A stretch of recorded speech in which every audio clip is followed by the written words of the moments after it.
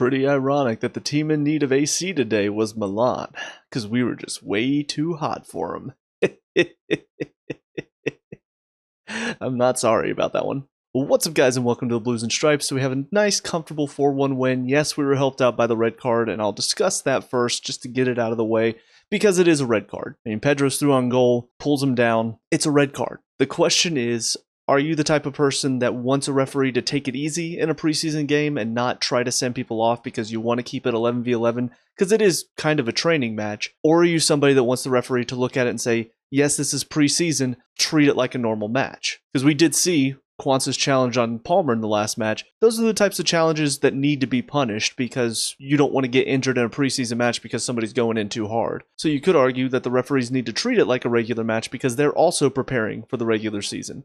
And that's the side that I tend to lean towards, is I want the referee, if it's a red card challenge, give them a red card. Because there is also some good training for both sides in being down a man or being up a man. So that's my own personal opinion on it. It was definitely a red card. There's no arguing that. I don't know if that's what they were trying to argue against or if they were just saying, hey, it's a preseason match, don't send them off. But moving on from that, looking at this game as a whole, the one thing I definitely learned today, Bayer Leverkusen and Ten Hag are a joke. Because AC Milan, even being down to 10 men, were more threatening to us than Bayer Leverkusen ever was. So I don't know if it's just them getting rid of too many good players or if it's just Ten Hag is that bad as a manager. But yeah, they didn't give us hardly any game at all. We were not threatened in the back. AC Milan were putting pressure on us quite a bit. As far as the players that did play today, the only two that played the full 90 were Sanchez in goal, which makes sense. Since Jorgensen got the full 90 in the last match, you're going to keep Sanchez on for the full 90 in this one. Tosin also played the full 90, and I kind of understand that because we were in a position where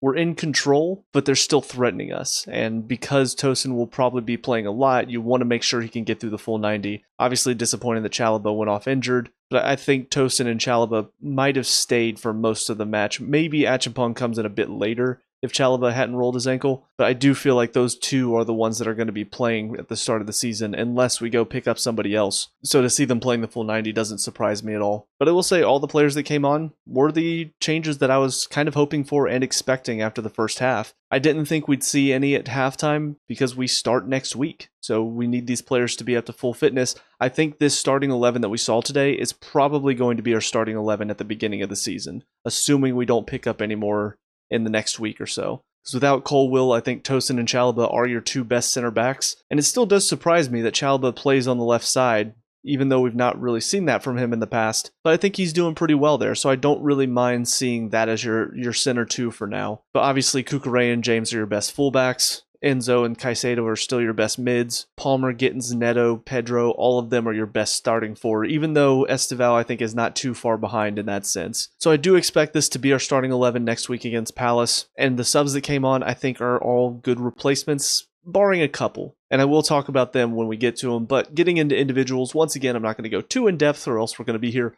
forever. But Sanchez in goal, for the most part, did okay. On the goal, probably should do a bit better at coming out and cutting off that near post. I do think it's one of those moments whenever he's thinking he's about to go far post, and so he kind of starts cheating that way a little bit. And so when he cuts it back across, he's unable to reset his feet to make that save. So a little bit of a mistake there, but not anything too bad. Rest of the game, he was fairly comfortable. Even with his feet, didn't see too many issues. He looked to get it long when he could, but his passing wasn't too bad. I will say, looking at Milan today, and I know it's only 2 matches, but the 2 references I have are this match and the match where France played Spain, and Spain put 5 past him.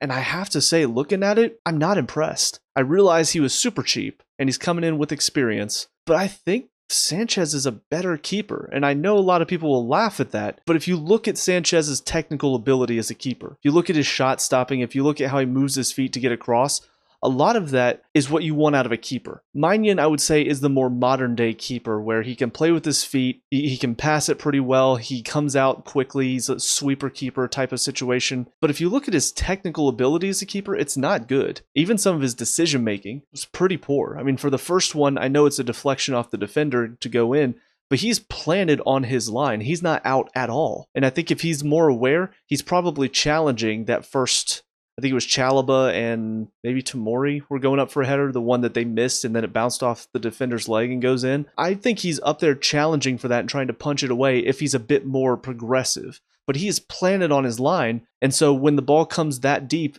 to basically 3 yards out and hits the defender's knee, he's not ready for that at all. On top of that, there was another moment where Cross comes to the back post and he's just flapping at it, nowhere near it. It reminded me a lot of Onana. I do think he's better than Onana in that sense, but a lot of the mistakes I'm seeing are similar to the ones that we see from Onana every single week for Man U. I don't want that type of keeper at Chelsea. I don't want a keeper that I have to worry, is he going to make the save? Is he going to not move his feet to get across?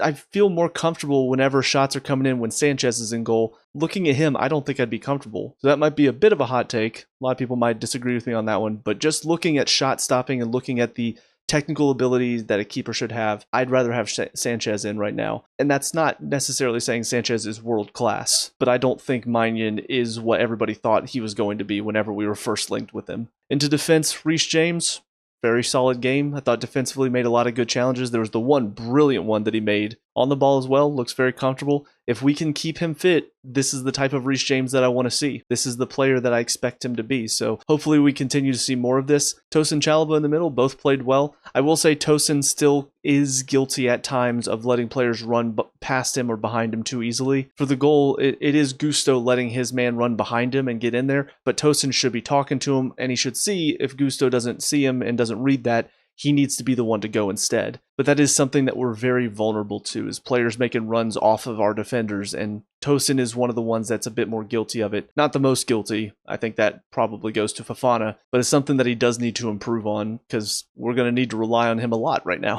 For Chalobah, I'm hoping it's not too bad. It does seem like one of those where it hurts in the moment, because when you roll your ankle, it does hurt and it will swell a bit, but I'm hoping it's not anything too bad. The fact that he managed to walk off on his own and didn't seem to be limping too bad when he got around the field, I'm hoping that means that it's just one of those, in the moment it hurts a lot and he doesn't think he can continue, but then once it sort of settles a little bit, he sort of realizes, okay, it still hurts, but it's not anything I can't play on. Then Cucurella on the left side did a lot more of the inverting today, and still looks like Cucurella, still does what he does very well. Caicedo once again makes it look super easy in there. Enzo, I thought, came in, did well, had a couple of decent shots, moved the ball really well. So I think he and Caicedo are still working well in there, where he moves up the field and Cucurella can come in next to Caicedo. And so Enzo's able to be a bit more of an 8 and get up and down. Onto the wings, Neto and Gittins kind of had the same issue today. They were both very good on the ball. They were taking players on. They were being dangerous whenever they get in possession, but the finishing touch is just not quite there. Gittins is more so guilty because he had several opportunities that he should have done a lot better on. Neto, though, did have some of those moments, and he has had those moments in the past. I talked about it before.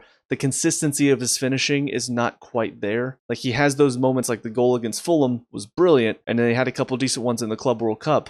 But when you look at his overall finishing, you look at how many chances he gets that he doesn't convert, it does feel like he needs to improve that a bit more. But in the build-up play, they both looked fantastic. I mean, Gittins is taking on players, making them look silly in defense. So it's really nice to have a player on that left side. Once again, what we thought we were getting with Sancho. Yeah, for both of them, I think they played well, they worked hard. Just need a little bit more quality when it comes to the finishing. Palmer once again looked really good. Finishing on another day would have had 2 or 3 goals. 2 free kicks that one hit the post, one was just wide. Had another moment with a volley off of a cross that just slightly mishit and goes over. But his overall performance today was just really impressive, and it's what I want to see out of Palmer. So I'm glad to see he's looking much more confident, looking much more like the player that we want to see. And then João Pedro up top gets himself a goal, good header, and his runs into the box are really, really good. Like I've said before, he does a lot of what Jackson does in the build-up play that I think people don't appreciate that much, but the finishing is much better, the runs into the box are much better. So like I said, he's definitely the most complete forward that we have right now between him, Delap, and Jackson. But on to the subs, Gusto on the right side. Unfortunately, that goal, it's something that he's still capable of. It's that lack of defensive awareness that he has, and I'm still not entirely convinced by him. He had a good performance against PSG in the final, and he's done okay so far in preseason, but I just don't know if I want him to be our backup right back. I think there are too many gaps in his game still that can hurt us. Not saying that he can't become a better player, but right now I just don't think he's ready to be that backup right back, especially since James will not be playing every match because we're going to have so many games. Achimpong once again comes in the middle and I thought looked very good. I still think we need to go get another center back, and I'll talk about that a bit more when I do my transfers video, but I think Achimpong is showing he's a decent option in there, and he might not need to go out on loan like I was saying in the last video. He might be okay to stay and maybe try to grow here. Hato on the left side also is inverting. doing what Kukure was doing. And it's funny because I don't really notice him that much, but when he does get involved, he's doing everything correctly. So I'm kind of hoping that means he's just a player that's quietly doing his job well. I don't mind having players like that. Asugo and Santos came into the midfield, no Lavia even on the bench, so don't know if that means he's out again. But with Asugo and Santos, both of them are good options. I think Asugo does the Caicedo stuff very well, breaking up play, making good challenges. And Santos does get on the ball and make some good stuff happen, which is kind of what we're used to seeing from Fernandez or Lavia when they're in there. So I think both of them are good backup options, and I think they're both growing very well from what we've seen so far. As far as the wings, Estevao first came on for Palmer at the 10 and then moved out right. And obviously he got a lot of praise for his first performance, and I think he's going to get a lot of praise for this one too. Just very, very good at being dangerous, trying to take on players. He's so energetic. For an 18-year-old too, he has so much confidence in himself. So I'm really hoping, because the Premier League is going to be a bit tougher of a challenge, I'm hoping the physical side of things isn't too much of a challenge for him, but he definitely seems like he's up for that challenge. He's fighting through all these tackles coming in, fighting with players for the ball. He's not somebody that's just going to get knocked off the ball and just be done. On the left side was George, and I think this really showed that we need to go get another left wing. Feels like the Simons deal has sort of gone quiet, but I don't think it's because we're not in it anymore. I think it's just Leipzig, I don't think want to let go of him, and so I think they're being a little bit difficult about the asking price. And obviously Garnacho is still one that apparently we're talking to. I don't want him at the club, but feels like that's what they want, so they're going to keep going for him. I don't know. I'm not necessarily looking forward to that signing if we do bring him in. And then the final two subs, Reggie Walsh comes in, it's center attacking mid, and I gotta say, looks pretty good. I mean, I'm pretty sure he's only 16, maybe 17 now. I'm not sure.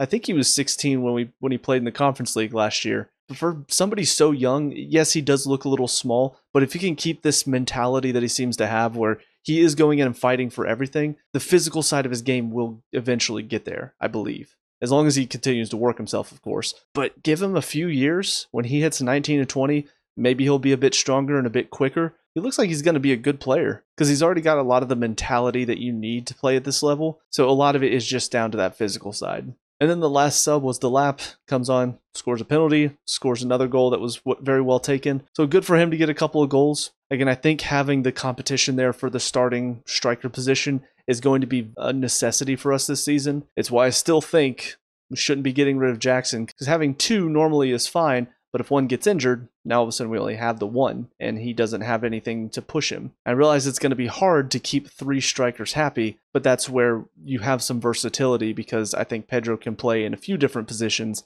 and Jackson seems like he can too. So I think having all three is going to be useful for us because they're all a little bit different in how they like to play. But Jackson, once again, wasn't on the bench, so there are still a lot of rumors circulating. We'll see what happens, but I will talk about that a little bit more when I get to my transfer video as well. But that's about it for this game. Very comfortable win. The red card does seem to make it a bit easier of a match, but there are some complications when a team goes down to 10 men in the first half, because they become a lot harder to break down. It does mean they wear out a little bit more in the second half because they are working so much harder. But I think we handled ourselves very well, and they were a much better team to go up against. They gave us a lot more of a challenge than Bayer Leverkusen did. So it was nice to see us rise up to that challenge and handle it, keep it comfortable as well. Those are all my thoughts on the game today, so let me know what you guys think down in the comment section below. What were your thoughts on the game? Are you excited for next week? Let me know. We can talk about and discuss all that good stuff. Leave a like and subscribe for future Chelsea previews, reviews, and talks. And until next time, I hope you guys have a great day, and I will talk to you all later.